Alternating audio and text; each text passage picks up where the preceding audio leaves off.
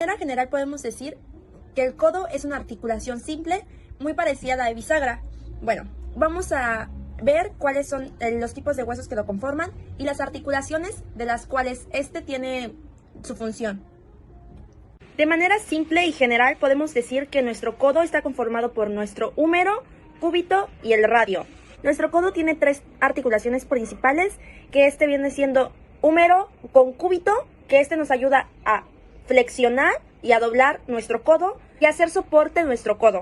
Y por último también existe la articulación entre cúbito y radio, que este nos ayuda a la pronación y a la supinación. En la siguiente imagen podemos encontrar bien las articulaciones y lo explica súper bien.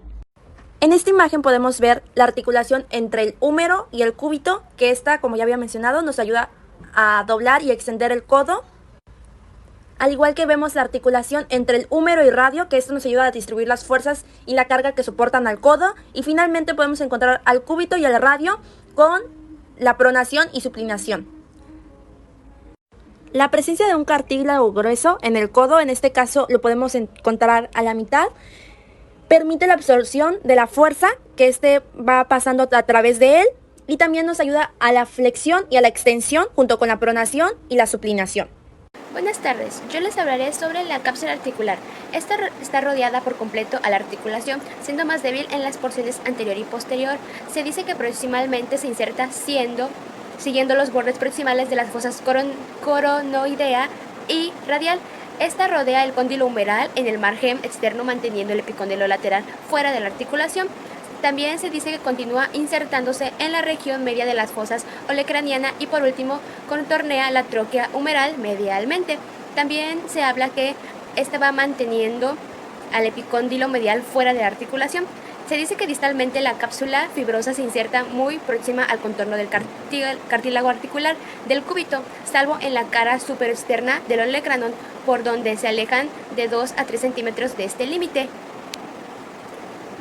Y también se dice que en la región inferior de la apófisis coranoides va dejando dentro de la articulación el margen externo del olecranon y el pico del coranoides también.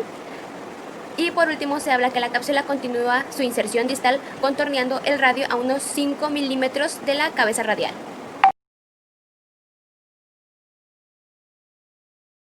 También se habla que la cápsula posee unos engrosamientos que limitan la separación, aproximación y la pronación-supinación. Estos ligamentos son el ligamento colateral cubital, el ligamento colateral radial y por último el ligamento cuadrado.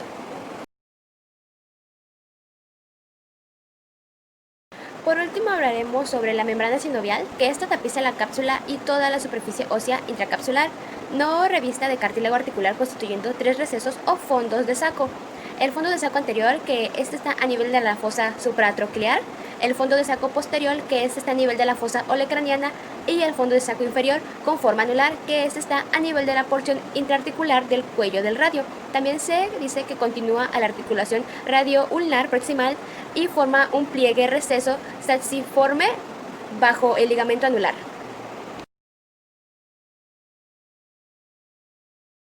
La articulación del codo en la flexión tiene el plano sagital, pero este plano no es puro, ya que existe una ligera rotación que en la parte anterior que determina la dirección del antebrazo. Como esta parte durante la flexión del antebrazo acaba proyectándose hacia adelante, entonces su eje es la interacción de los planos frontal y transversal, pasando por el centro del codo. La extensión tiene el mismo plano y el mismo eje que la flexión, nada más que la parte posterior de la garganta de la cavidad sigmoidea acarrea el antebrazo, por lo que este queda ligeramente oblicuo hacia abajo y hacia afuera.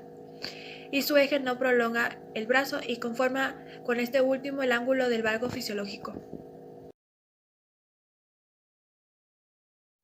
Flexión y extensión. El paciente debe estar en el cúbito dorsal con el brazo apoyado sobre una almohada. Miembro superior en posición 0. Efectuar el movimiento de flexión y extensión. El brazo móvil del goniómetro acompaña el movimiento. La posición del paciente debe estar sentado con el hombro en posición 0, el codo flexionado en 90 para evitar la rotación del hombro, antebrazo y muñeca en posición 0. El movimiento se realiza la pronación y la supinación del... Ahora nos toca hablar de los músculos del codo. Están divididos en 3 grupos por movimiento muscular, que son la flexión, la extensión y pronosupinación. En los músculos del codo de la flexión se encuentran el braquial, el bíceps braquial y el brachioradial.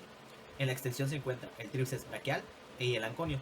En la pronosupinación se encuentran los supinadores, el supinador y el bíceps braquial. Y en los pronadores se encuentra el pronador cuadrado y pronador redondo. El bíceps braquial. Origen: cabeza larga, tubérculo supraglenoideo de la escápula, cabeza corta, apófisis coracoides. Inserción: tuberosidad del radio y fascia del antebrazo a través de la aponeurosis del músculo bíceps braquial. Acción: aducción del hombro, flexión del codo, supinador de la cabeza corta, además de ayudar en la supinación. Braquial. Origen: 2/3 distales de la superficie ventral del húmero. Inserción: tuberosidad cubital, apófisis coracoides del cúbito. Acción: flexión del codo. Braquio radial. Origen: cresta supracondilar, lateral del húmero. Inserción: superficie lateral del radio, proximal a la base de la apófisis estiloides del radio. Acción: flexión del codo, supinación desde la pronación hasta la posición medial, pronación desde la supinación hasta la posición medial. Tríceps braquial. Origen: cabeza larga, tubérculo infraglenoideo de la escápula, cabeza lateral, superficie dorsolateral del húmero, lateral del surco del nervio radial. Cabeza medial: 2/3 distales, dorsomediales del húmero medial al surco del nervio radial y dorsal al tabique intermuscular medial. Inserción: olecranón, pared posterior de la cápsula articular. Acción: retroversión y aducción con el brazo en aducción del hombro. Extensión del codo. Anconio. Origen: superficie dorsal del epicóndilo lateral del húmero, parte dorsal de la cápsula articular del codo. Inserción: cara lateral del olecranón, un cuarto próximo y dorsal del cúbito. Acción: extensión del codo. Pronador redondo. Origen: cara humeral, epicóndilo medial del húmero, cara cubital, apófisis coracoides del cúbito. Inserción: superficie lateral de la pared central del radio, tuberosidad pronadora. Acción: flexión del codo y pronación del antebrazo. Pronador cuadrado. Origen: un cuarto distal de la superficie ventral del cúbito. Inserción: un cuarto distal de la superficie ventral del radio. Acción: pronación del antebrazo. Supinador. Origen: epicóndilo lateral del húmero, cresta medial supinador del cúbito, ligamento anular del radio y ligamento colateral del radio. Inserción: un tercio proximal del radio, en su superficie amplia. Acción: supinación del antebrazo, además de ayudar a la flexión. En la escala muscular de Daniels, el grado 5 significa movimiento con resistencia máxima, el 4 movimiento con resistencia parcial, el 3 movimiento completo que vence la gravedad, el 2 movimiento que no vence la gravedad, el 1 contracción sin movimientos y el 0 es ausencia de contracción. Para la flexión, el paciente estará en sedestación con los brazos a los lados. La mano del fisioterapeuta que aplica la resistencia se sitúa sobre la superficie de flexión del antebrazo proximal a la muñeca. La otra mano aplica una fuerza contraria, colocando la palma sobre la superficie superior anterior del hombro. El paciente intentará flexionar el codo completando la amplitud de movimiento que es de 0 a 150 grados. Para la extensión, el paciente estará de cúbito prono sobre una mesa con el brazo en abducción a 90 grados y el antebrazo flexionado colgando verticalmente. El fisioterapeuta sostendrá el brazo por debajo del codo. La otra mano se utiliza para hacer una resistencia hacia abajo sobre la superficie dorsal de la muñeca. Amplitud de movimiento de 0 a 150 grados. Para la supinación, el paciente estará en sedestación con el codo flexionado a 90 grados y el antebrazo en equilibrio. Una mano del fisioterapeuta sujetará el codo y la otra mano sujetará el antebrazo para aplicar una resistencia en sentido a pronación, mientras que el paciente intentará hacer que su palma quede en dirección al techo en una amplitud de movimiento de 0 a 80 grados. Para la pronación, el paciente estará en sedestación con el codo flexionado a 90 grados y el antebrazo en equilibrio. El fisioterapeuta sostendrá el codo del paciente con una mano y con la otra sujetará su antebrazo sobre una superficie dorsal a nivel de la muñeca y empujará en dirección a supinación, mientras que el paciente intentará realizar una pronación en una amplitud de 0 a 80 grados. Para la valoración de codo con goniómetro en la flexión, el paciente estará en sedestación. El eje del goniómetro se centrará sobre el epicóndilo del húmero. El brazo móvil estará alineado al eje longitudinal del radio y tomamos la medida al llegar a la máxima flexión. Para la extensión, partiendo desde la máxima flexión, el sujeto alejará la mano del hombro y al alcanzar la máxima extensión se realiza la medida. Para la supinación, el codo estará a 90 grados y el antebrazo se coloca en pronosupinación neutra. El eje del goniómetro en punta del tercer dedo de la mano. El brazo móvil irá alineado con línea imaginaria que une las puntas de los dedos. El sujeto girará la palma de la mano hacia arriba. Cuando alcance la máxima amplitud se tomará la medida. Para la pronación será la misma posición anterior, pero la palma de la mano se moverá hacia abajo. Cuando alcance la máxima amplitud se tomará la medida. Estructura del codo. El codo está compuesto por tres articulaciones. La articulación entre el húmero y el cúbito o húmero cubital, que su función es permitir doblar y extender el codo. La articulación entre el húmero y el radio, que es la húmero radial, cuya su función es distribuir las fuerzas de carga que soporta el codo. Y la articulación entre el cúbito y el radio, la cúbito radial, que su función es permitir la pronación y la supinación, es decir, llevar la palma de la mano de arriba hacia abajo y de abajo hacia arriba. La presencia de un cartílago grueso en el codo permite la absorción de la fuerza que pasa a través de él, logrando suaves movimientos del codo durante la flexión y la extensión, como en la pronación y la supinación. La lesión de este cartílago, ya sea degenerativa o por trauma, lleva a fricción entre los huesos del codo y esto va a causar dolor.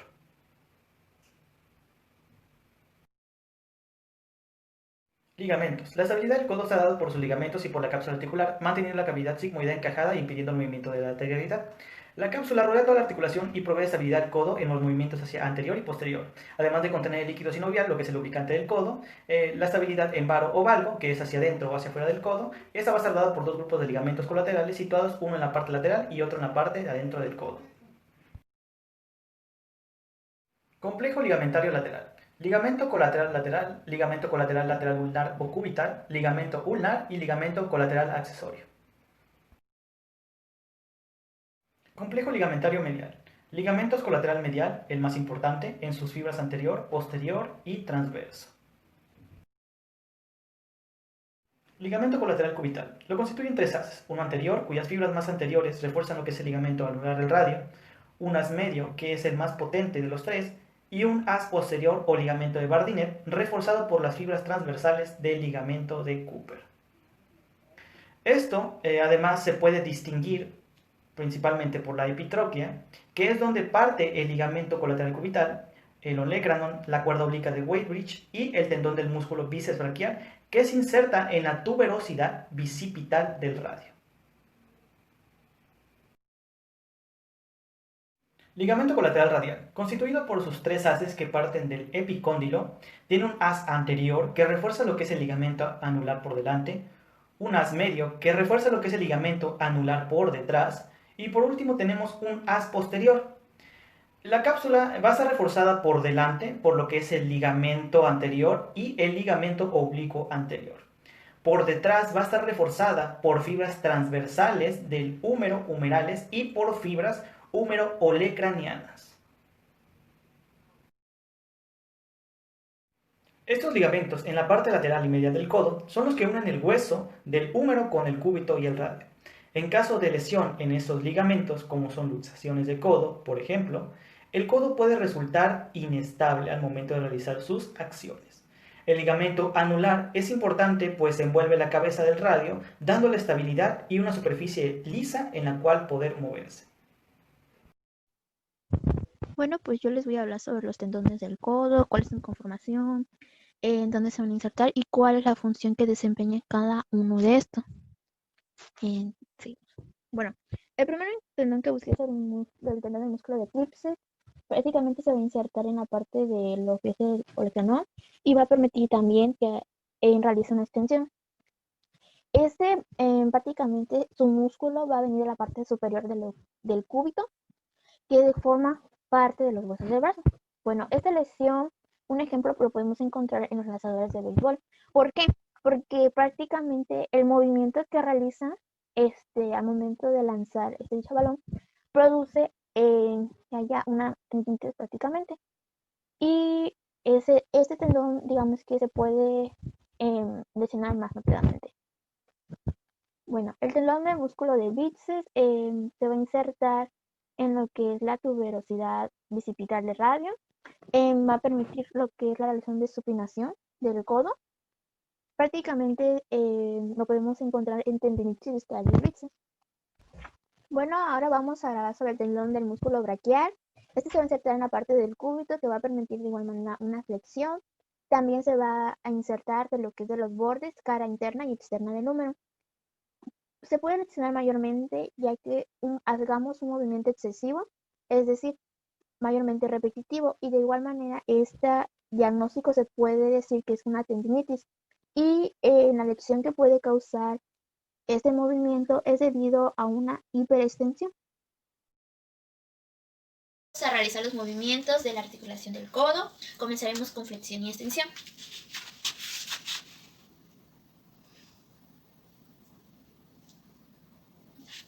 Bueno, como podemos observar en la articulación de flexión y extensión, mayormente este tipo de movimientos son lesionados cuando hay un movimiento excesivo, cuando hay luxaciones o fracturas. De igual manera, el periodo de rigidez ocurre cuando la articulación pasa una inmovilización durante un tiempo y es posible que cause dolor durante el movimiento. Bueno, vamos a hacer los movimientos de pronación y supinación. Cuando hay pronación, lo que es el radio queda encima del cúbito y en supinación quedan totalmente paralelos. Las lesiones que se pueden ubicar durante estos movimientos es por medio de traumatismos y dislocaciones. La fractura de codo es una patología donde se ve afectada la continuidad ósea. Existen diferentes tipos de fracturas. En cabeza y cuello del radio se ve afectada la pronosupinación de 0 a 5 grados. En olecraniana, flexoextensión de 0 a 7 grados y numerodistal por movimientos musculares. En la parte humerodistal se va a observar lo que es una lesión en los nervios y arterias y va a empezar al momento de una acción muscular, ya sea en prono o supinación. También digamos que va a haber un poco de control sobre esta extremidad al momento de hacer una rotación o flexión y extensión. Factores intrínsecos: lesión en ligamentos cercanos, curvatura fuera del rango por sobrepeso, descalcificación, rigidez articular y artrosis. Factores extrínsecos: traumatismo, estiramiento fuera de rango, aplicación fuerza excesiva y compresión. Ligera diversión fuera del rango articular, disminución de la fuerza y posible pronosupinación marcada en flexión de 3 a 5 grados. Que al momento de que hagamos un movimiento se van a presentar ciertas limitaciones y su respuesta va a ser ligeramente retardada.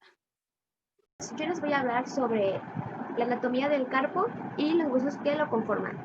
Bueno, está conformado por 8 huesos y están dispuestos en 2 filas transversales que comprenden de lateral a medial. En la fila proximal encontramos al hueso escafoides, el semilunar, el piramidal y el pisiforme. Y en la fila distal encontramos al hueso trapecio, el trapezoide, el hueso grande y el ganchoso.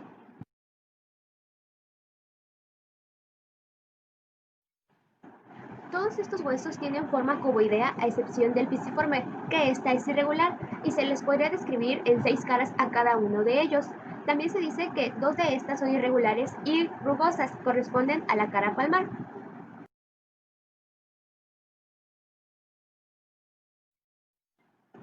Y por último, las otras son articulares, pues estos pequeños huesos se articulan unos con otros en el seno de una misma fila y de una fila con la otra, a excepción del pisiforme. Hola, hoy les hablaré sobre los planos y ejes que hay en la muñeca, o sea, los huesos del carpo. Bueno, hoy les hablaré sobre los planos y ejes en la muñeca o en los huesos del carpo y vamos a tomar en cuenta que estos se dividen en 2 ejes, el eje AA y el eje AA.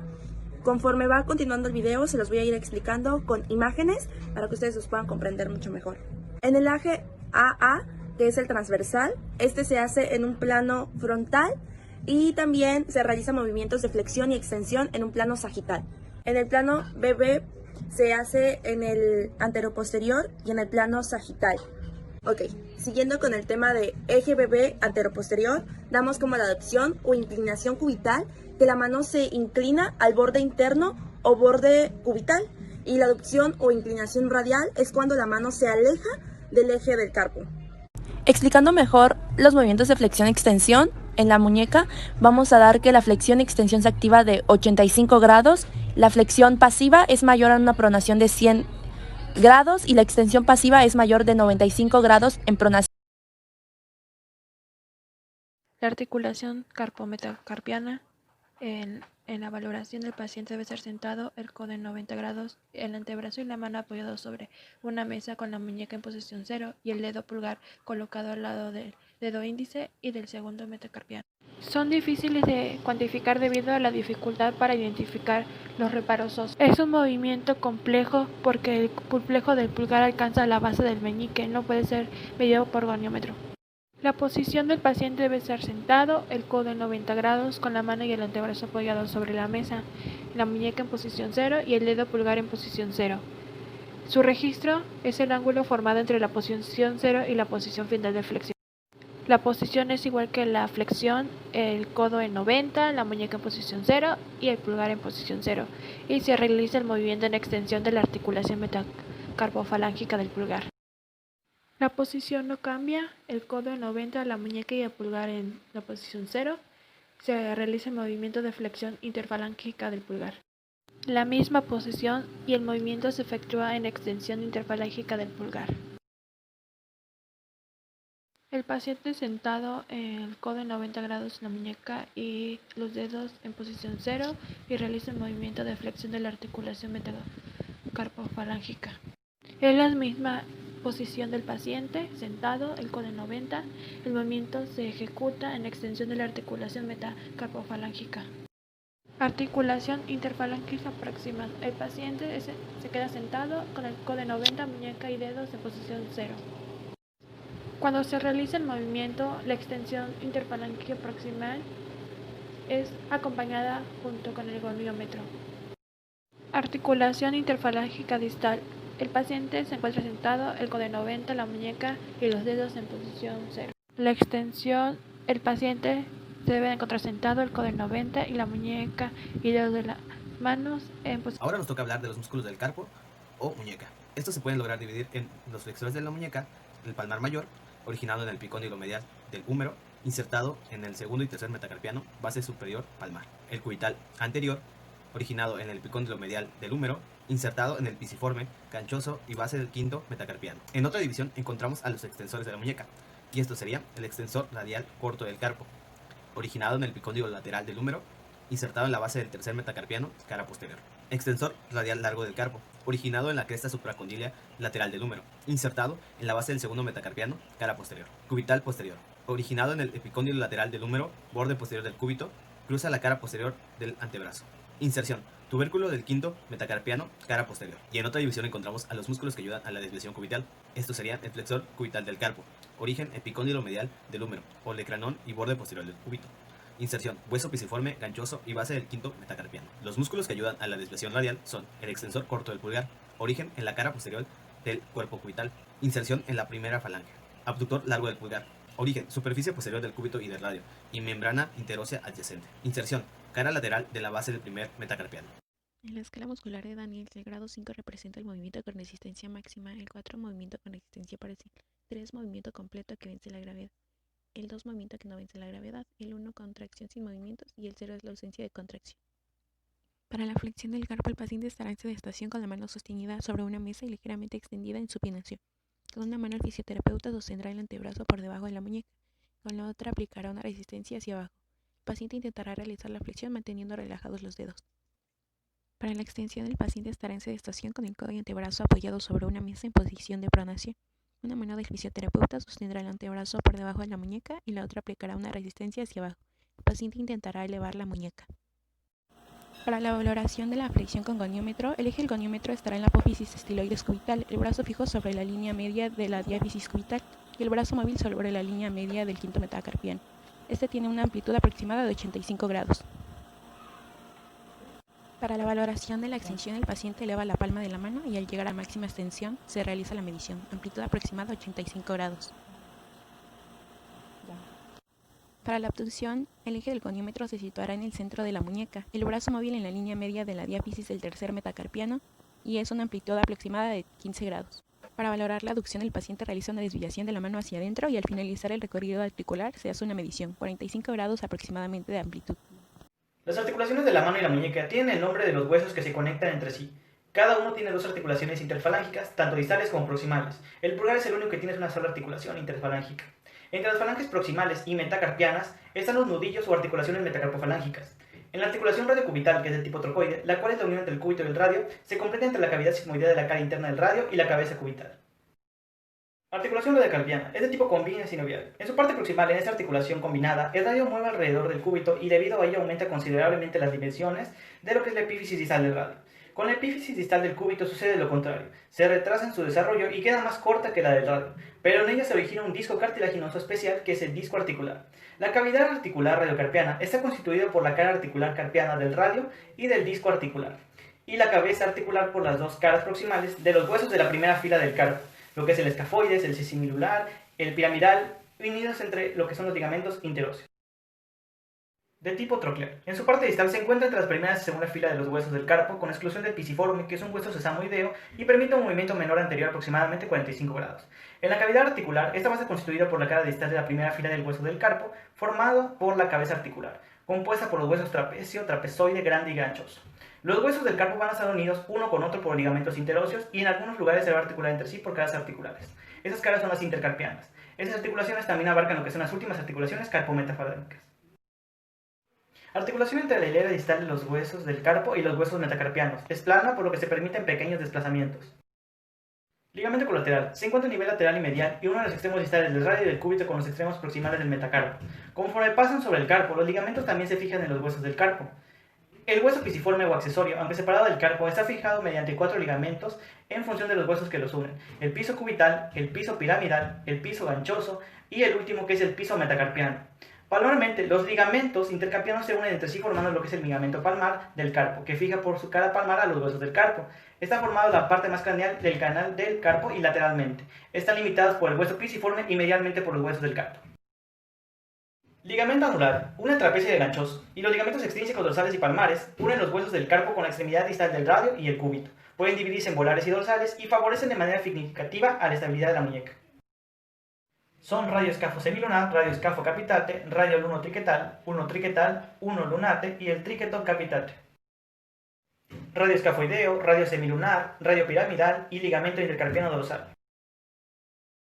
Los ligamentos intrínsecos unen los huesos del carpo entre sí, limitando la movilidad y estabilizando la base de la mano. Tienen forma de U con un componente dorsal, un componente volar y una porción central cartilaginosa. Bueno, vamos a empezar con los tendones del carpo. El primer tendón que vamos a observar es el tendón del músculo palmar largo. Su función es la flexión de muñeca en una posición neutra. Y también su tendón, lo que se va a observar es que se va a dirigir por la parte delante del hueso escafoides por una correa fibrosa, insertándose así en la base del segundo metacarpiano. De ahí vamos con el borde interno. En este se puede observar el tendón del músculo flexor cubital del carpo. Su principal función es que es flexor. Y también se observa en la cara distal, parte del codo y anterior del antebrazo. De igual manera está el extensor cubital. Este se va a ubicar en la cara dorsal. Puede ser de igual manera palpado en dirección proximal.